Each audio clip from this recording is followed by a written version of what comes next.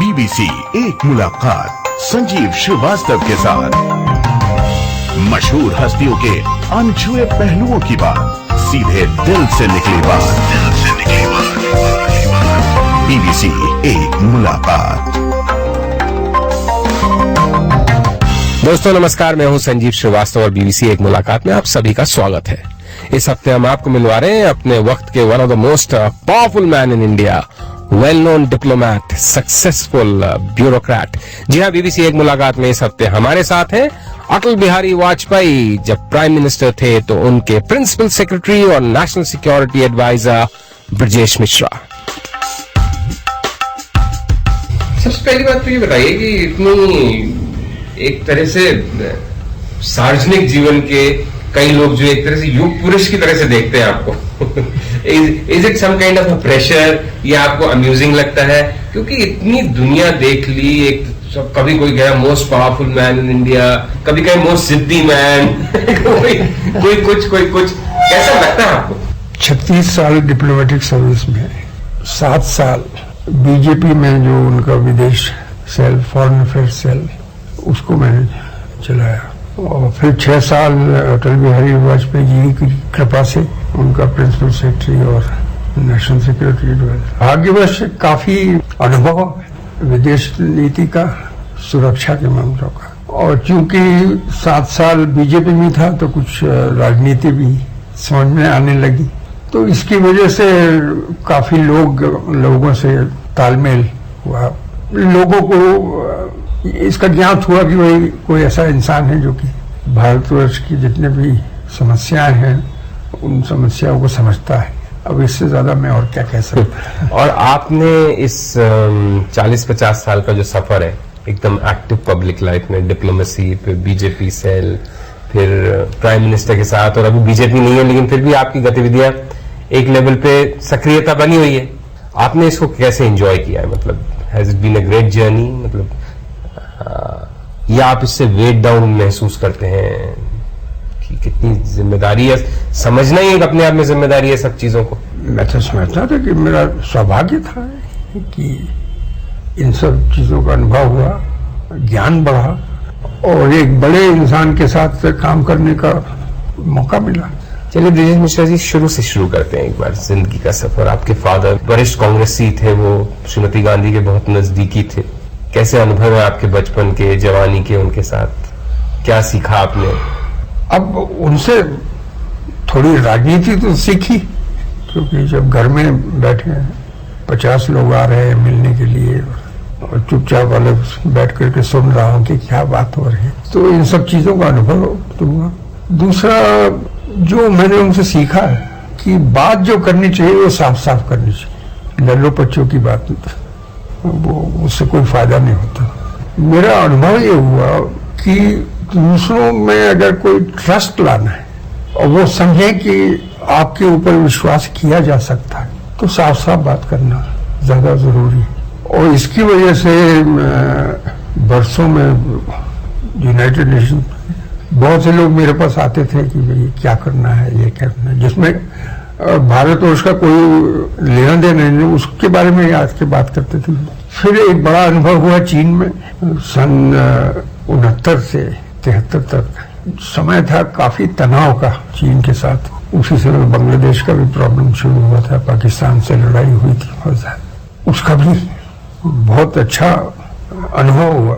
Tension था, तनाव था, लेकिन एक मौका था कि समझे आप इतने बड़े देश को कि वहां कैसे काम, और उस समय उनका कल्चरल रेवोल्यूशन भी चल रहा था। तो ये सब देखते हुए ऐसा लगा कि भारतवर्ष के लिए सबसे जरूरी है कि चीन के साथ नॉर्मलाइजेशन रिलेशन या रिश्तों का नॉर्मलाइजेशन करना चाहिए। पाकिस्तान के साथ तो फंसे हुए हैं हमको, और उनको समझने में, उसका जो मौका मिला उनको समझने में, उसका मुझे फायदा हुआ जब मैं प्रिंसिपल सेक्रेटरी और नेशनल सिक्योरिटी एडवाइजर थे। लेकिन एक बात कई लोगों को ये लगता है कि इतनी जिस फैमिली के, आपके पिताजी के इतने क्लोज रिलेशंस कांग्रेस के साथ और कांग्रेस प्रेसिडेंट के साथ तब थे, और आप बीजेपी की तरफ गए, ऐसा कैसे हुआ? कोई 23 साल बाद सन 87 में वापस आया हिंदुस्तान। सन 64 में मैं गया था न्यूयॉर्क, वहां से चीन, वहां से जिनीवा, वहां से इंडोनेशिया, फिर न्यूयॉर्क। तो कोई 23 साल में बाहर रहा। जब लौट के आया तो उस समय मेरे फादर की तबीयत काफी खराब हो चुकी थी और 1 साल बाद उनकी मृत्यु भी हो गई। उस समय मैं देख रहा था कि भाई क्या हालत क्या है देश की। बोफर्स की कंट्रोवर्सी चल रही थी, बड़ी जोर से शुरू हो गई थी। साफ खबरें आ रही थी कि पाकिस्तान ने न्यूक्लियर डिवाइस बना ली और हमारा देश क्या कर रहा है ये समझ में नहीं आ रहा। कांग्रेस की सरकार, फिर वीपी सिंह की सरकार 10-11 महीने चली, चंद्रशेखर साहब। तो ऐसा मुझे नहीं लगा कि कांग्रेस पार्टी कुछ कर सकती है देश में, उस समय की बात कर रहा हूं। और बीजेपी कुछ ऐसा लगा कि जहां तक कि जिसको नेशनलिज्म कहते हैं, राष्ट्रीयवाद कहते हैं, उसका मामला था, वो ज्यादा जोर से उसके बारे में बात करते थे। वो इसका मतलब ये नहीं कि जो उनका हिंदुत्व का एजेंडा था उसकी मैं उसके कभी भी फेवर में नहीं था। मैं अपना सिर्फ फॉरेन अफेयर्स देखे उसको। तो भारतीय जनता पार्टी में शामिल होने का यही कारण था। और वाजपेयी जी के साथ आपकी क्या व्यक्तिगत मुलाकात पहले से थी? कुछ पर्सनल केमिस्ट्री थी या आने के बाद बनी? नहीं, जब मैं जिनीवा से जकार्ता जा रहा था तो उस समय 2-3 महीने छुट्टी लेकर के यहाँ भारतवर्ष आया था। उसी समय इंदिरा गांधी ने इमरजेंसी खत्म करके इलेक्शन अनाउंस करे थे और मार्च में वो हार गई और जनता पार्टी। तब तक मैं अटल जी से मिला नहीं था और जब वो विदेश मंत्री मिले उस समय भी नहीं मिला उनसे। मैं सीधा जकार्ता चला गया वहां से। मेरी पहली मुलाकात उनसे हुई सन 79 में, जबकि मुझे दिल्ली बुलाया गया। कुछ उस समय बीजू पटनायक स्टील मंत्री थे और इंडोनेशिया के साथ कुछ आगे बढ़ना चाहते थे, तो मुझको यहाँ बुलाया गया कंसल्टेशन के लिए किया। और उसी समय एक हुक्म आया सरकार का कि आप जकार्ता छोड़ के फिर न्यूयॉर्क वापस जाए। मैं जाना नहीं चाहता था क्योंकि काफी साल मैं बाहर रह चुका था उस समय। मैं आया, मैं अटल जी से मिला। वो चीन जाने की तैयारी कर रहे थे उस समय, फरवरी के महीने में। और मुरारजी भाई से भी मिला क्योंकि उनको मैं जानता था पहले से अपने पिताजी की वजह से कि साहब देखिए 15 साल हो गए बाहर, अब मैं यहाँ नहीं आप जाइए, वहां बहुत काम है, ये है वो है कुछ। अब उसका कारण क्या था ये मुझे मालूम नहीं। तो वो मेरी पहली मुलाकात है। और फिर मैं जून में गया वहां, तब तक अटल जी, उसके बाद वो सरकार गिर गई तो उनसे कोई खास मुलाकात। जब मैं बीजेपी में गया वहां फॉरेन अफेयर्स सेल वहां, तब उनसे ज्यादा फिर बात तो होने करने का मौका मिला क्योंकि फॉरेन अफेयर्स में तो वही थे वरिष्ठ नेता जो किसी फॉरेन अफेयर्स को समझते थे, वही तो उनसे काफी वार्तालाप करने का मौका मिला। तो क्या ऐसी खास बात है अटल जी में? क्या खूबियां आपने इतने नजदीक से काम किया है? कैसे रेट करेंगे आप? 1, 2, 3, 4, 5 ये उनकी बिल्कुल यूएसपीज है, स्पेशलिटीज है। देखिए अटल जी का ये है कि वो एक बहुत लिबरल इंसान, उनमें कम्युनलिज्म, सांप्रदायिक की बू नहीं है। हालांकि भारतीय जनता पार्टी में पार्टीशन के खिलाफ थे उस समय जब हुआ था, कश्मीर में जो हो रहा था उसकी वजह से, लेकिन वो हिंदू मुसलमान का मामला नहीं समझते। दूसरी बात उनमें ये कि बीजेपी की सारी पार्टी को वो अपनी पार्टी समझते, उनका कोई फैक्शन पार्टी में नहीं था। उनमें उनकी ये खूबी थी कि अगर आप उनकी कोई आलोचना भी करें तो उस चीज को वो पर्सनली कभी नहीं लेते। तो वो एक पॉलिटिशियन तो थे लेकिन पॉलिटिशियन से ज्यादा थे स्टेट्समैन थे। अब वो सक्रिय नहीं है तो भारतीय जनता पार्टी की हालत से थोड़ी सी नाजुक है। बीजेपी के दूसरे लीडर्स, खासकर बड़े लीडर्स के साथ भी आपके संबंधों पे हमेशा चर्चा रही कि साहब अडवाणी जी को आप पसंद नहीं थे। ये सही बात थी? क्योंकि नहीं, अब ये तो सही था कि वो मेरे उनके रिश्ते कोई अच्छे नहीं थे। कई बार उनसे बात भी हुई। अब उसके कई कारण है, मैं किसी पर्सनल उसमें नहीं जाना चाहता।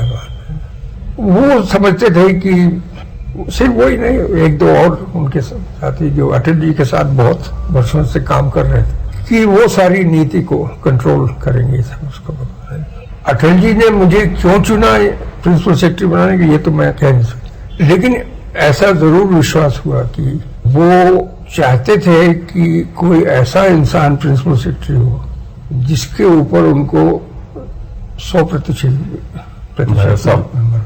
जो भी काम कोई करना होता था तो मुझसे कहते मैं ऐसा कर दो जाके, और मैं रोज सुबह शाम उनसे मिलता, तो उनको ऐसा कभी नहीं लगा कि कोई चीज हो रही है जिसके बारे में उनको खबर नहीं। कुछ और जो वरिष्ठ नेता थे उनको ये लगता था कि सिर्फ वो मेरी सलाह से काम कर रहे हैं। मैंने उनसे कहा भी इन लोगों से कि देखिए साहब, आप लोग अटल जी के साथ 20 साल से 30 साल से 45 साल से काम कर रहे हैं, मैं तो अभी आया हूं, और आप लोग इस तरह के नेता हैं कि जो कि दिन हो या रात हो कभी भी टेलीफोन उनको कर सकते हैं, वो टेलीफोन में आपसे बात कर सकते, कभी भी आप बिना बुलाए उनके घर पे पहुंच सकते। तो अगर आपको कुछ उनसे कहना है, कुछ करना है, ये सीधी बात की, लेकिन आप मुझसे मत कहिए कि ऐसा कर, आप मुझसे कहेंगे ऐसा करो तो मैं जाकर उनसे पूछूं। अब वो किस तरह से हिचकिचाते थे उनसे बात करने में, क्या करने में, क्या नहीं, ये तो मेरी समझ में नहीं आता। तो जो डिफरेंसेस थे जो कि ठीक नहीं चल रहा था, और सिर्फ एक से नहीं 2-3 से, और अटल जी की आदत थी कि जब उनको कुछ नहीं करना तो वो कुछ बोलते नहीं थे, अगर उनको कुछ करना होता था तो कहते ठीक है, मुझको टेलीफोन आ जाता। कभी कभी वो मुझको टेलीफोन भी नहीं करते थे, जो इंसान उनके पास जाता था उससे क्या आपने ब्रिटिश जी से बात की है, तो उसका मतलब बिल्कुल साफ कि वो खुद ना नहीं करना चाहते, उनसे ना कहलवाना चाहते, ठीक है ये भी। तो इस तरह से उनके साथ काफी अच्छे रिश्ते हो गए, उनको पूरा विश्वास हो गया मेरे ऊपर, और मुझे पूरा विश्वास हो गया कि जो मैं करूंगा ये समझ के कि वो ये चाहते हैं उसमें उनकी कोई। लेकिन फिर भी बहुत लोगों का मानना ये था कि ब्रजेश मिश्रा ही सरकार चलाते थे और जो चाहते थे वो सब होता था।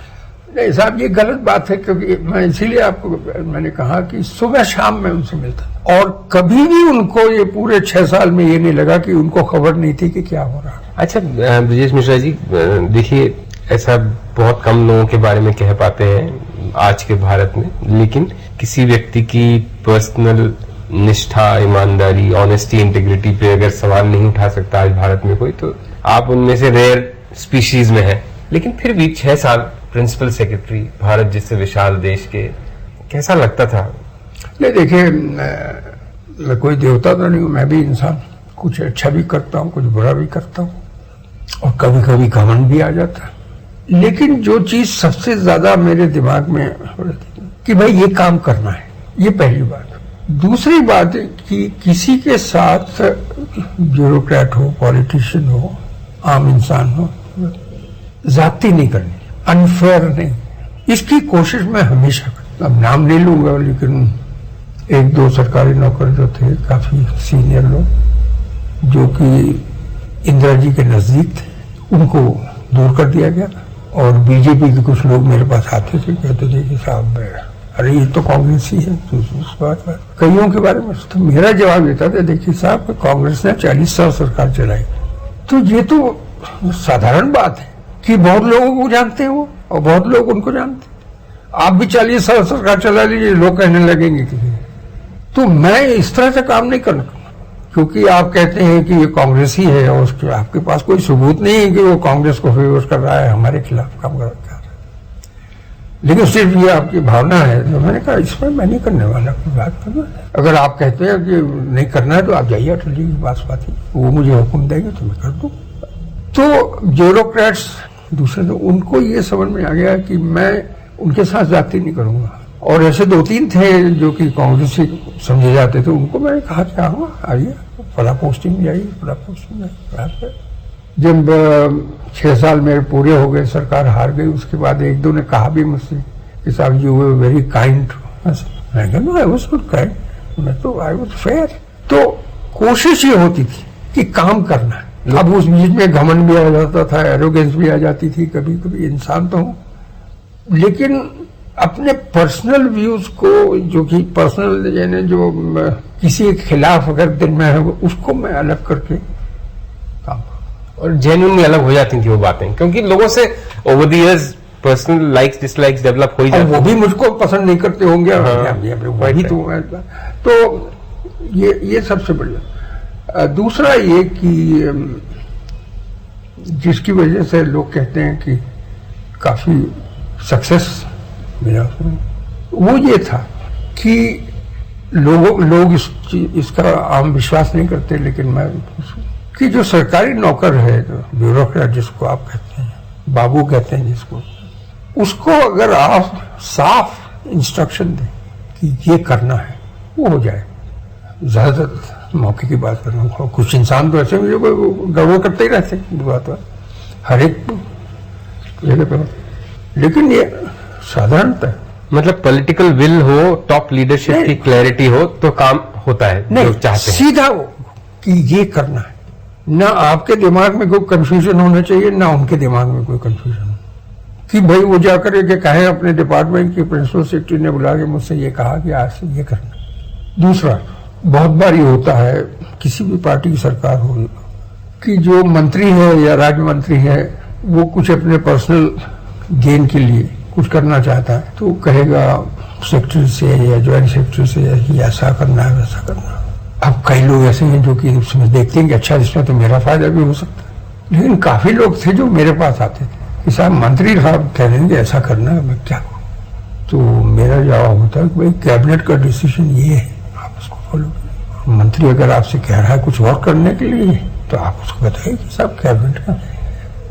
कई मंत्री मेरे पास आते थे कि मेरा सेक्रेटरी बदल दीजिए, ठीक है मैं बदल देता हूँ। फिर वो कहते मैं फला को लाना चाहता, मैंने कहा ये नहीं, फिर तो मुझे ये लग रहा है कि आप इसको बदलना चाहते हैं सिर्फ क्योंकि आप उसको लाना चाहते हैं। मुझे ऐसा नहीं लग रहा कि ये ठीक काम नहीं कर रहा है, तो बदल तो दूंगा मैं, लेकिन भेजूंगा आपको किसी और इसमें कोई एक्सेप्शन नहीं रखते थे आप इस रूल में कि कोई बड़ा मंत्री कह दे, कोई सीनियर मिनिस्टर कह दे, कोई अडवाणी जी कह दे तो ऐसे हो जाएगा और बाकी नहीं। देखिए अडवाणी जी की दूसरा बिल्कुल, ही वाज नंबर 2। वो अगर कहे कि मुझे ऐसा होम मिनिस्टर चाहिए, होम सेक्रेटरी, ठीक है साहब ले लीजिए, उनको काम। लेकिन उन्होंने कभी ऐसा भी नहीं किया कि कोई जूनियर आदमी को कुछ, या आईबी में किसी जो जूनियर आदमी को लाने की कोशिश की या कुछ, ऐसा कुछ नहीं हो। ओके भाई मैं फला को चाहता हूँ होम सेक्रेटरी या फला को स्पेशल सेक्रेटरी और ऐसे मैं जाती है इस तरह की। लेकिन दूसरे कई मंत्री आखिर के वो अडवाणी जी मुझसे कमी नहीं रही, इसको आप अलग कीजिए, मुझको वो दिए नहीं, उनका था वो इसकी टर्म खत्म हो रही है मुझे। इस तरह की जॉब में इतनी रिस्पॉन्सिबिलिटी, इसकी अनप्लेजेंटनेस क्या थी इसमें, डिफिकल्टी या नॉट सो मेमोरेबल एक्सपीरियंसेस क्या है इससे बचते?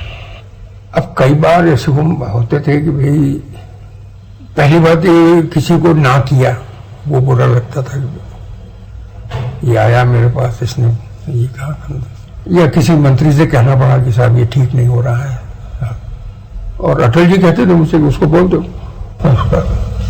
बोल देते, तो बुरा लगता था। कई बार ये होता था कि जो मुझे लगता था कि देश के हित के लिए ऐसा होना चाहिए, लेकिन वो मंत्रालय या वो मंत्री वो नहीं, तो बुरा तो। लेकिन उसमें तो फिर पॉलिटिक्स आती है, फिर तो अटल जी को डिसाइड करना होता है कि भाई होना चाहिए कि नहीं होना चाहिए। और वो उसको किस तरह से डिसाइड करेंगे, कौन से पॉलिटिकल फैक्टर्स को वो अपने दिमाग में रख के करेंगे, वो तो उनके ऊपर। तो ऐसा नहीं है कि सब सक्सेस कुछ कई मौके ऐसे भी आए जो मैं करना चाहता था मैं, जैसे कि चीफ ऑफ डिफेंस स्टाफ, जो कि एक रिकमेंडेशन था अरुण सिंह की कमेटी का, मैं चाहता था कि वो हो जाए, नहीं हो पाया। उसमें कई फैक्टर्स थे। सो क्राउनिंग डिसअपॉइंटमेंट, सबसे ज्यादा अफसोस किस बात का उस टेन्योर के, कि मैं ये चाहता था और ऐसा नहीं हुआ? एक तो ये सीडीएस का मामला जो मैंने आपको बताया जी, क्योंकि इससे सीडीएस के अपॉइंटमेंट से काफी चीज जुड़ी हुई है डिफेंस न्यूक्लियर में, उसमें। दूसरा मेरा डिसअपॉइंटमेंट हुआ जो आगरा में बुलाया गया मुशर्रफ को, और उस समय मुझसे कोई कंसल्टेशन नहीं हुआ। अडवाणी जी और जसवंत सिंह जी और शायद जॉर्ज फर्नांडिस जी, ये तीनों ने जाकर के अटल जी को मनाया, बुलाइए। अब ये था मई या जून 2001 में।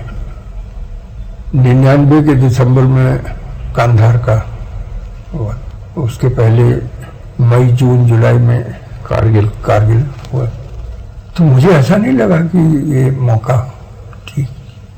बाद में आपने कहा वाजपेयी जी से? नहीं, उसी समय कहा, मैंने कहा जब मुझे पता लगा कि करने वाले हैं।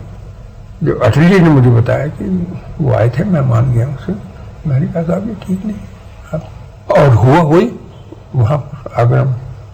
जो नेता अडवाणी जी, जसवंत सिंह, जॉर्ज तो वहां थे नहीं, आगरा नहीं गए थे, जिन्होंने कि ये सलाह दी थी अटल जी को कि आप मुशर्रफ को वहां बुलाइए, तो जो ड्राफ्ट कम्युनिके था उन्हीं ने अपोज किया उसको। फिर बात को मुशर्रफ कहने में लगा कि अडवाणी ने सैबोटेज कर दिया इसको। अडवाणी जी और वाजपेयी जी के रिश्तों पे, संबंधों पे इतनी स्पेक्यूलेशन और अटकलबाजी हो चुकी है, बट क्योंकि आप बहुत रिंग साइड व्यू देखते थे। नहीं साहब, मेरा ख्याल उनके बीच में कोई मनमुटाव नहीं था, सोच अलग अलग। अब जैसा मैंने शुरू में कहा, अटल जी बड़े लिबरल माइंडेड में, अडवाणी जी थोड़ा कट्टर इंसान। अटल जी को ऑर्गेनाइजेशन की कोई ज्यादा वो, अडवाणी जी ऑर्गेनाइजेशन में ज्यादा दखल करते थे और ठीक भी करते, पार्टी को उन्होंने आगे बढ़ाया। तो उनमें अगर कोई डिफरेंसेस थे तो वो उनके फैक्शन की वजह से।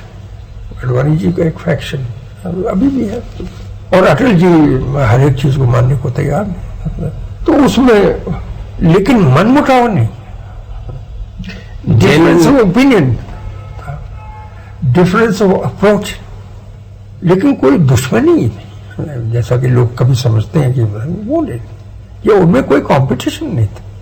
अडवाणी जी को खुद को मालूम था कि अटल जी इज नंबर 1। अभी इलेक्शन जब हुए इसके लोकसभा के, तो अडवाणी जी ने 2-3 बार कहा कि आई मिस हिम। सर, इतना सब पोजीशन में रहते हुए, और अगेन मैं आपको ऐसे नहीं कह रहा, कई लोग कहते हैं कि साहब जो पावर या एक सत्ता का अलग नशा होता है, कुछ कर पाने का या उसका, लेकिन एट द सेम टाइम जब चारों तरफ लोग इतने बंगले, गाड़ियां, हवाई जहाज, ये सब इकट्ठे कर रहे हैं, देश में एक मेटीरियलिस्टिक उसकी धूम और दौड़ है, तो आपको क्या मन में कभी ऐसा लगता था कि मैं भी थोड़ा कॉम्प्रोमाइज अगर करूं तो कितनी चीजें हो सकती है? ये ख्याल भी नहीं आता था, क्योंकि मतलब did you have to resist temptation, या टेम्पटेशन की इस तरह की टेम्पटेशन का मन ही नहीं होता था फिर? क्योंकि कई बार घर परिवार में लोग कहते हैं, अरे पिताजी आपको क्या, उनको देखिए, उन्होंने ये किया, उन्होंने ये किया, आप तो मतलब क्या माफ कीजिएगा बेवकूफ हैं, पुराने ख्याल हैं, ये इस तरह की बातें होती हैं घरों में, स्पेशली जब कई जरूरतें पूरी नहीं होती हैं, आदमी सोचता है 2 बार कि अरे।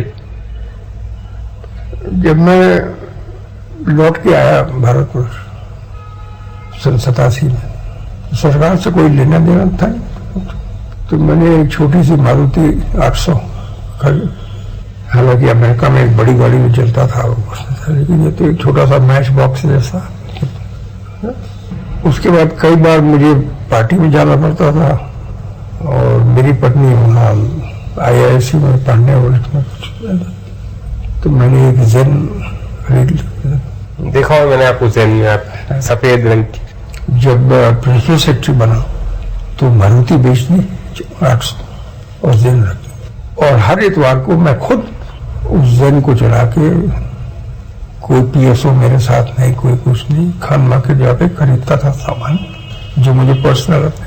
मैंने जेन छोड़ करके कोई और गाड़ी लेने की सोची नहीं सर, मेरे पूछने का तात्पर्य, क्योंकि ऐसी पोजीशन में रहे कुछ भी कर सकते थे, बड़े बड़े लोग, कई लोगों ने पता नहीं आपको टेम्प्ट करने की कोशिश भी करी या नहीं करी, लोग जानते थे करी नहीं होगी शायद, लेकिन कभी उस तरह का विचार नहीं आया, कोई माइंड में कॉन्फ्लिक्ट नहीं हुई कि मैं रास्ता बदलूं या डिगूं, या ऐसे कभी नहीं? कभी कोई सवाल ही नहीं उठता।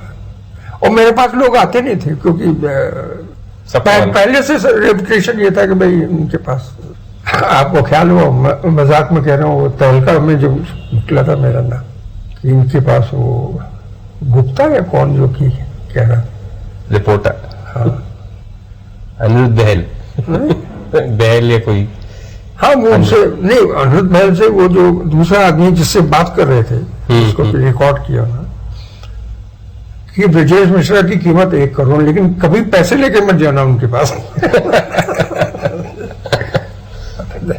ब्रजेश मिश्रा ने 1 करोड़ कभी देखे नहीं। लोगों को मालूम था कि वो मेरे साथ वो नहीं हो सकता। और दूसरी बात ये, Atal ji is a very honest man, उनकी इंटीग्रिटी पे कभी कोई ऐसे इंसान के साथ मैं काम कर रहा हूँ तो वो भी लोगों के दिमाग में आएगा भाई अटल जी ने उनको तो ऐसा थोड़ी चुना होगा कि खुद पैसे नहीं खाए इसके पैसे खिले, ये तो नहीं हो सकता। तो एक रेपुटेशन था कि भाई इनसे इसके बारे में कुछ नहीं। और कई बार I have favoured private enterprise, of course I have, because I saw it in national interest कि भाई ये करना है। ट्रू। कई लोग आया साहब वो पाकिस्तान से जो बात हो रही है, अंबानी उसके बड़े फेवर में है क्योंकि अपनी जामनगर रिफाइनरी को बचाना चाहते हैं कुछ। तो मैंने कहा भाई हमारा ध्येय तो ये है, लेकिन अगर जामनगर की रिफाइनरी उसमें बच रही है तो ठीक है, वो भी तो एक नेशनल एसेट है। उनके दिमाग में ऐसा है, अगर है तो क्या प्रॉब्लम, तो मुझे उसमें कुछ बुरा, लेकिन हम उसकी वजह से नहीं कर रहे हैं।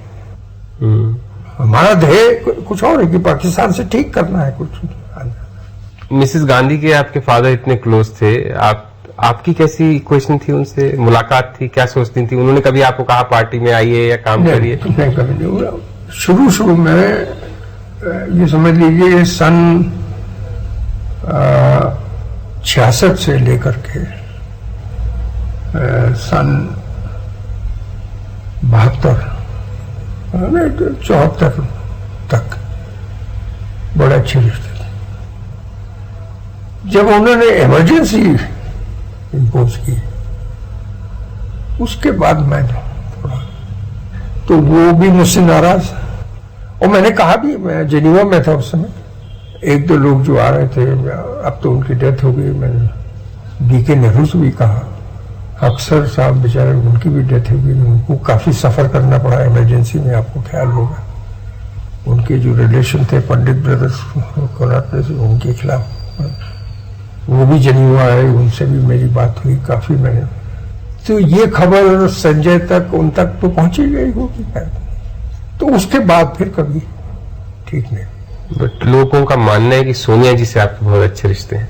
मैं आज तक मिला नहीं उनसे, सिर्फ जब वो अटल जी प्रधानमंत्री थे तो कंसल्टेशन के लिए जब उनको बुलाया करते थे, मेरे ख्याल 6 साल में कोई 4-5 बार उनको बुलाया गया होगा, उस समय उनसे मिला।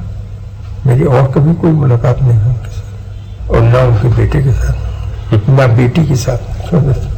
मैं जानते नहीं उस फैमिली को। वैसे आपकी एज एन बिना जान पहचान के क्या ओपिनियन है?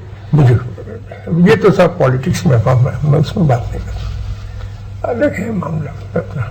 जी, पता नहीं, बहुत लोगों का ये मानना है कि आपके लिए बहुत रिस्पेक्ट है 10 जनपद में, और कोई बहुत, और इस सरकार में भी आपके बस फोन उठा के कहने का इंतजार है, और अगर आप कोई बात कहते हैं तो उसको टाला नहीं जाता एकदम से। तो आप कहते ही बहुत कम है। नहीं, ऐसा नहीं है कि टाला नहीं जाता, जरूर बात जरूर कर सकता हूँ, लेकिन ये नहीं कि हमेशा वो मेरी बात। अब जैसे कि पाकिस्तान के साथ जो अभी हुआ, जरदारी से वहाँ मुलाकात रूस में, और फिर गिलानी से शर्म एल शेख में, मैंने उनसे साफ कहा कि ये ठीक नहीं है, क्योंकि देश में काफी गुस्सा है 26/11 को जो हुआ बम्बई में, और अभी तक पाकिस्तान ने कुछ किया नहीं। और खासकर मनमोहन सिंह जी के रूस जाने के जरा पहले लाहौर हाई कोर्ट ने उसने हाफिज सईद को बरी कर दिया था। तो उस समय मैंने उनसे कहा, आप क्यों, आपको इसमें कोई फायदा नहीं होना। तो आप किसी मुद्दे पे स्ट्रांगली फील करते हैं तो you just pick up the phone and call the prime minister और एनएसए, या किससे बात कहते हैं अपने मन की कि मुझे लगता है सही नहीं? अभी तक तो सिर्फ 2 से बात करता था मैं। 2-3 साल पहले प्रणब जी से 2-3 बार मुलाकात हुई, लेकिन उसके बाद नहीं। तो मेरा कांटेक्ट रहता था Shankar Menon foreign secretary and directly with the prime minister, ये 2 मेरे कॉन्टेक्ट। एनएसए से कभी कभी मैं टेलीफोन पे बात करता, क्या हो रहा है, ऐसा क्यों हो रहा है, ऐसा क्या हो रहा है, बस इस तरह का। ये बताएं बस आखिरी सवाल, अगर ब्रजेश मिश्रा को अपने करियर और सब तरफ कभी मुड़ के देखना है, और अभी तो मुड़ के देखने की क्या जरूरत है, आगे बहुत मंजिलें हैं, कई चीजें करनी है, कुछ ही साल बाकी लेकिन how would you like to describe it, और अपने को कैसे डिस्क्राइब करेंगे एक दो सेंटेंसेस में? अगर कोई नहीं जानता ब्रजेश मिश्रा क्या शख्स हैं, कैसी अंदर से, नॉट पब्लिक, पर्सनल, शर्मीले हैं, एक्सट्रोवर्ट हैं, हंसमुख हैं, मतलब खुद के बारे में अगर दो सेंटेंस बोले तो क्या बोलेंगे आप? I am an extrovert. आपसे बात करने में कोई हिचकिचाहट तो नहीं हो रही ना मुझे? नहीं हो रही। वैसे कभी I am not an introvert, I love talking to people. बहुत से लोग आते हैं मेरे पास रोज मिलने के लिए, लेकिन सबसे ज्यादा इंटरेस्ट जो है कि which is a life long mission, perhaps I have got it from my father, perhaps from the freedom movement, although I was not part of freedom movement, my father was, कि देश को नीचे नहीं गिरने देना। और आज जो मैं हालत देख रहा हूँ वो मुझे बहुत अफसोस उसका हो रहा है कि हमने जो 6 साल में किया सब खत्म हो। जब मैं 2002 या 2001 मुझे ख्याल नहीं आ रहा, बाहर था, पेरिस या लंदन, आई डोंट रिमेम्बर, तो एक काफी बड़े नामी इंडस्ट्रियलिस्ट यहाँ के बिजनेस में, वो मुझको वहां मिले और मैं उनसे कभी पहले मिला नहीं था। वो आए मेरे पास, कहने आपसे एक चीज कहना चाहता हूँ कि इतने वर्षों से हम काम कर रहे हैं सब, लेकिन आजकल जब हम भारत से बाहर जाते हैं तो हमारी इज्जत इसके पहले नहीं होती। बिल्कुल सही बात थी सर। अब ये सुना तो आप लोगों ने जो किया है, तो मैंने कहा हाँ अटल जी ने काफी किया है। मैं हमेशा उनको क्रेडिट देता हूँ, उनको काफी किया है। ये सब आप लोगों ने जो किया उसकी वजह से हमारा नाम बढ़ा है, लोग हमारा आदर करते हैं। तो दोस्तों ये थे ब्रजेश मिश्रा। आपको कैसी लगी है बीबीसी एक मुलाकात? कैसे लगे उनके जीवन के एक्सपीरियंसेस, उनके बहुत ही जबरदस्त, पावरफुल और फेमस लोगों के साथ इंटरेक्शंस? कैसा लगा ये इंटरव्यू, ये बातचीत? प्लीज हमें अपनी ओपिनियन, अपना रिएक्शन जरूर लिख के भेजिएगा BBC India FM @bbc.co.uk पर। हमें इंतजार रहेगा आपके रिएक्शन, ओपिनियंस का। और अगले हफ्ते एक बार फिर हाजिर होंगे हम आपके सामने, इसी दिन इसी समय, एक नई शख्सियत के साथ। होंगे कुछ दिलचस्प सवाल और कुछ खट्टे मीठे जवाब। तो सुनना ना भूलिएगा अगले हफ्ते इसी दिन इसी समय BBC एक मुलाकात। BBC एक मुलाकात। तो आखिर में एक बार फिर चलते हैं लंदन मुख्य समाचारों के लिए।